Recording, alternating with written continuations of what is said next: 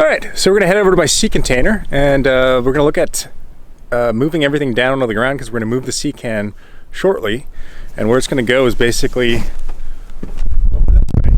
So that big pile of snow, that snowdrift is gonna be gone. My sea container is gonna be there, and they have a whole bunch of work planned for it for this summer, and then it'll be mostly done, and then we'll move on to other things. But until then. Okay, so here's my sea can. This year is actually going to get a lot of rust repair, so we're going to repair all of this rust that's on here. And we're going to paint it. Quick look around. I have this on box so that I can move it later. It'll actually be very soon. This is where I'm staying, and then after that, next year it'll probably be moved somewhere else. The whole plan is to completely refurbish this. This is the color of the Nunavut from the territorial flag, which will be yellow, red in the middle, along the top, the back, the front, and then the other side white, the star probably. We'll see. But as you can see from the outside, I tried to cut this with an angle grinder. I'm able to tell the difference inside for why that didn't work. I basically had a lot of problems when I was cutting that I was not able to get very far. And I don't know if you see that overlap and how close this is to here, but that's because the weight of the sea can was actually impeding progress. So I got to here on one side, cut along the bottom, got up to here for the top, and that is why I picked up a plasma cutter, which will do up to 4.7 millimeters of steel, using just 110 volts AC on a 20 amp circuit, which will be more than likely a generator, 3,000 watts. But the road to be taken probably next summer is to add solar panels to the roof as cheaply as possible, and to get a 3,000 watt inverter and use that 3,000 watt inverter to power everything in here, which will be the lights, heating system. But before I do that, this summer the major plans are insulating the sea container using the InsoFast inlays, and we'll see what I do with the outside, but we'll see what happens after I'm done painting it. But the game plan as well for the summer involves taking these two big steel doors off and adding a rolling door shutter that'll be able to come up and come down. I was looking at an electric one, but it looks like it might be better off to just throw just a non-mechanical or non-electric rolling. Doesn't matter. You can roll it up and down yourself. You don't use power for it. Which kind of defeats my original idea of having a system that you could press a button on your ATV or your snowmobile and just be able to roll into your shop, close it, and leave.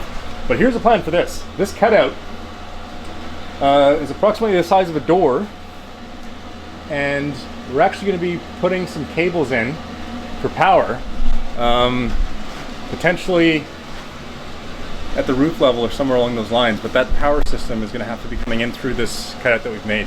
So I want to keep the entire integrity of the interior as close to sealed as possible to take advantage of the fact that you do have strength. So this I'm going to have to reinforce by quite a bit on both sides. So I'll probably use some hefty steel to give it back its original strength. Or I use wood. Wood is available here, so I might just do that, because then I can put two top headers doorway, and that should be strong enough to hold up whatever weight's coming down on it, which is not going to be very much, because this is just completely freestanding on its own. This sea container is specifically just for a small ATV snowmobile shop. And once it's insulated with the R12 InsoFast panels on the inside and then the exterior, you should get about R24. And the ceiling, the roof rather, I'm going to probably be insulating it with a lot of aircrete. I'm thinking 24 inches by 8 by 20. So it's 160 square feet of aircrete that I'll be mixing probably next year and throwing in here. So that should be more than enough insulation for a small shop. Now, this probably won't happen with this one, but I want to use vacuum insulated panels down the road to insulate things, set in aircrete. But that's probably not going to be happening anytime soon. So what I'll instead be doing is more than likely throwing the InsoFast on both sides, and then on the exterior where you're able to screw into the InsoFast plates, I'll be using like plastic couple, like it's just a connector that you have behind. It's like a backing plate that's made of plastic that you can screw into to put up your OSB or your plywood on the exterior. But what I'll be doing instead is I'll be looking at using zip sheathing and covering the exterior in zip sheathing. I would prefer to use Aircrete because it's waterproof, it's UV resistant, and it'll last a long time. Which the whole point of this was to find a way to do a small shop that'll last at least 50 years. Because to be honest, building something and having it mold out on you within 10, it's ridiculous. Like I think I just saw a house that was constructed last year that they are ripping out all of the insulation because of a water leak, which to be honest is not necessary in 2021. It's the future. We should be building with better, smarter materials for use in extreme climates like we have here in Cambridge Bay, Nunavut.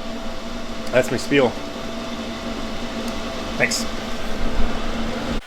Okay, so now everything's on the floor.